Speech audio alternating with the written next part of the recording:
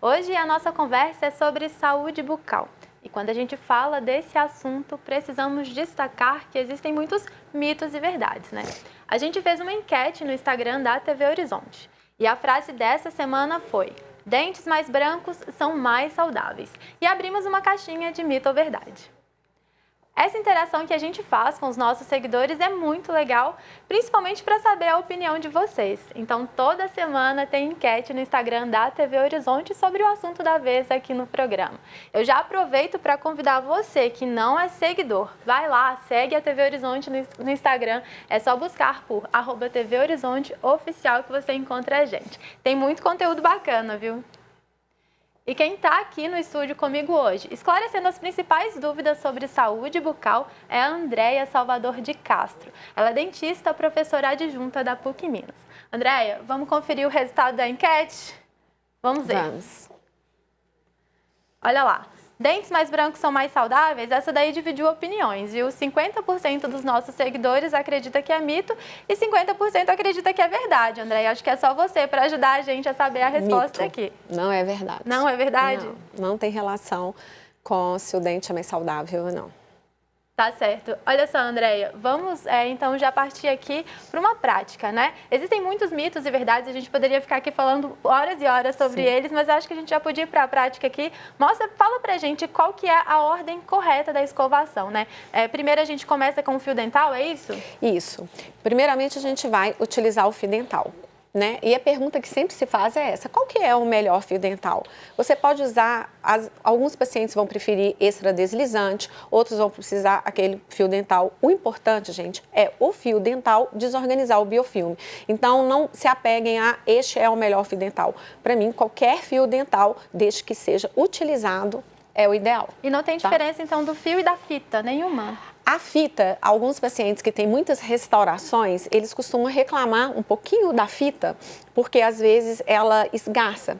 O fio dental que a gente fala assim que não é bom é aquele fio dental que você já coloca e ele já vai esgarçando, sabe? Mas em relação aos outros, a gente tem várias marcas comerciais que são boas. A fita em relação à fita e o fio, não existe diferença que uma vai trazer mais benefício para a saúde ou outra. É uma questão preferencial. Tá certo, ó, gente. O fio dental é muito importante, viu? Sim. O próximo passo?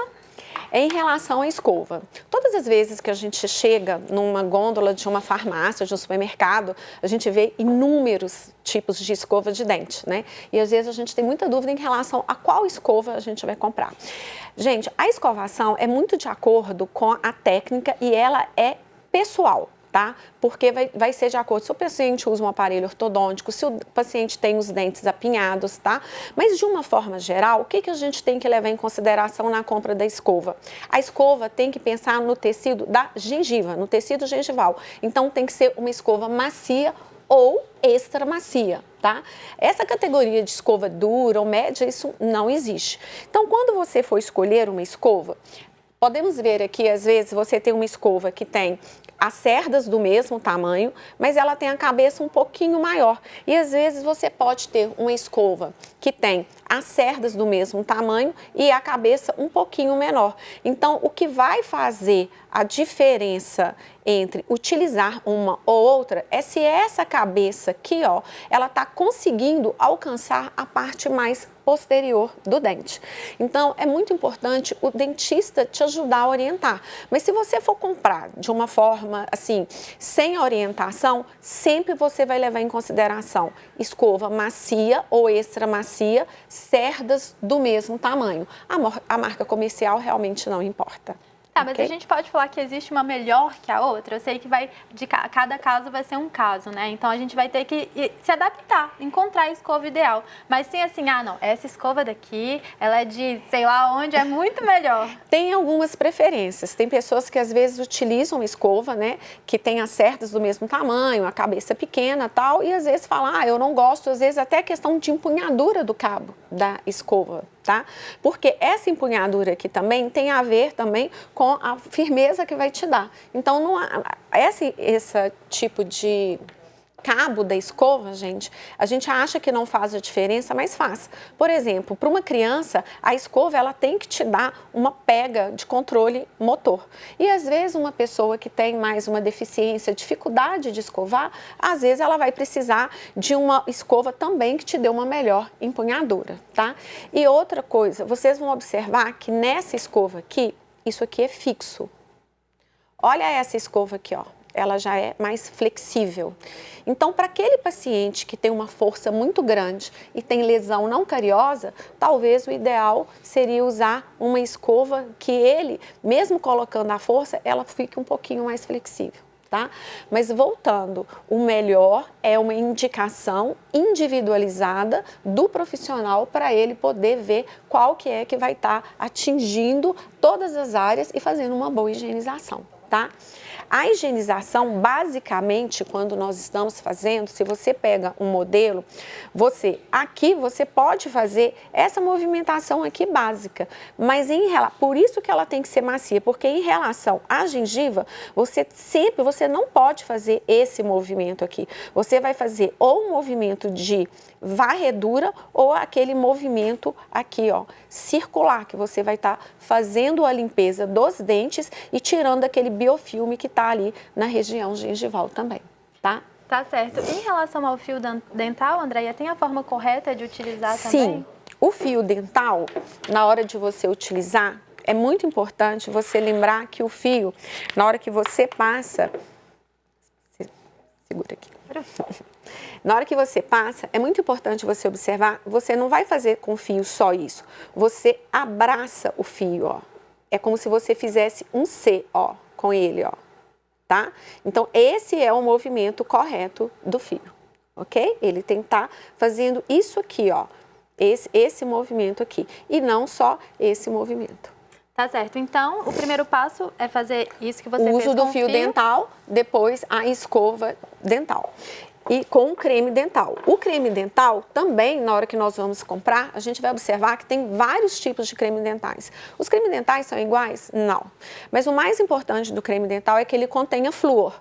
Então, dentro desses cremes dentais aqui, eu tenho 3 tipos diferentes de creme dental aqui, com 3 composições diferentes de flúor, tá?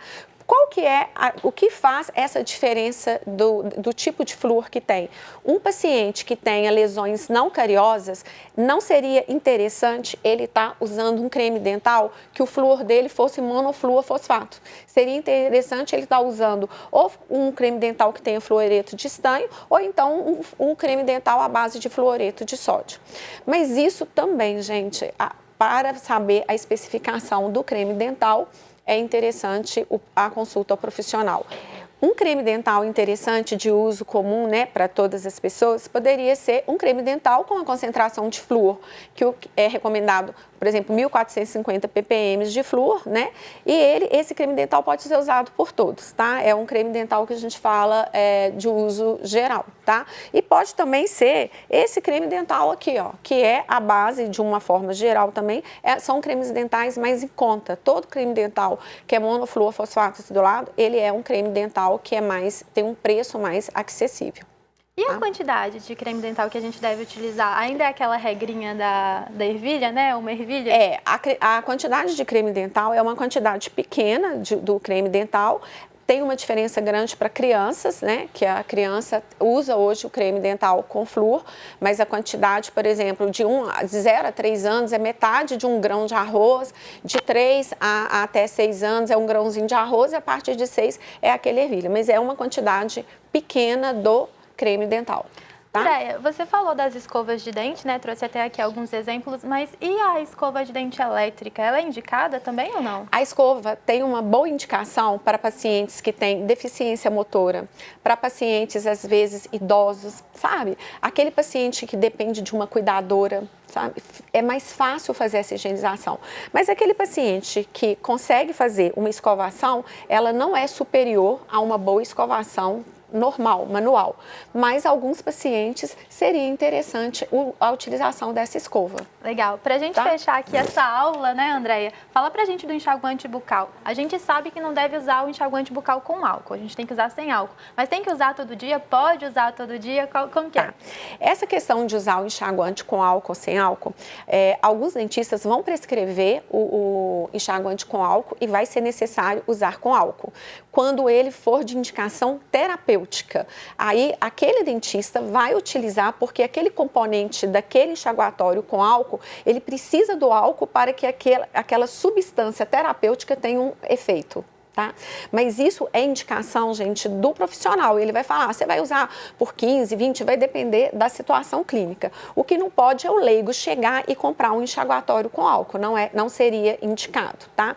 E o uso de enxaguatório, ele deve ser usado todos os dias? Não, enxaguatório não deve ser usado. Enxaguatório só deve ser usado com prescrição do dentista. Tá? Perfeito. Não é uma coisa para você comprar no supermercado, na farmácia, não. O que você precisa para a sua saúde bucal é creme dental com flúor, fio dental e uma boa escova. O enxaguatório não precisa. Perfeito, Andréia. Tá? Muito obrigada por todas essas dicas, por compartilhar com a gente tanto conhecimento, viu? Eu que agradeço e espero contribuir e vamos cuidar da saúde bucal, gente.